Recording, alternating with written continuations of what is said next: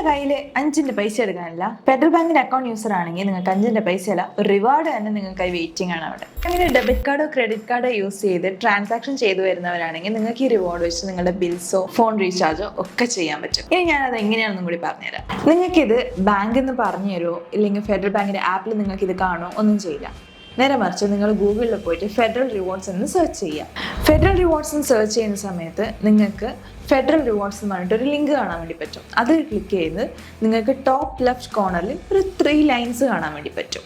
അതിൽ ക്ലിക്ക് ചെയ്ത് നിങ്ങൾക്ക് ലോഗിൻ ഓർ രജിസ്റ്റർ ചെയ്ത് നിങ്ങളുടെ ക്രെഡൻഷ്യൽസ് യൂസ് ചെയ്ത് നിങ്ങൾക്ക് നിങ്ങളുടെ പോർട്ടലിലേക്ക് കയറാൻ പറ്റും. ആ പോർട്ടലിൽ കയറി കഴിഞ്ഞാൽ നിങ്ങളുടെ നെയിമിൻ്റെ അവിടെ ക്ലിക്ക് ചെയ്ത് കഴിഞ്ഞാൽ നിങ്ങൾക്ക് അവിടെ നിങ്ങൾക്ക് കിട്ടിയ പോയിൻറ്റ്സും ആ പോയിൻറ്റ്സിന് അനുസൃതമായിട്ടുള്ള നിങ്ങൾക്ക് എത്ര റിവാർഡാണ്, എത്ര എമൗണ്ടാണ് നിങ്ങൾക്ക് വേണ്ടി അവിടെ വെയിറ്റ് ചെയ്ത് കിടക്കുന്നതെന്നുള്ളത് നിങ്ങൾക്ക് കാണാൻ വേണ്ടി പറ്റും. ഈ ഒരു എമൗണ്ട് വെച്ചിട്ട് നിങ്ങൾക്ക് നിങ്ങളുടെ ബിൽസ് പേ ചെയ്യാം, നിങ്ങൾക്ക് നിങ്ങളുടെ ഫോൺ റീചാർജ് ചെയ്യാം, നിങ്ങൾക്ക് ആ എമൗണ്ട് യൂസ് ചെയ്യാൻ പറ്റും.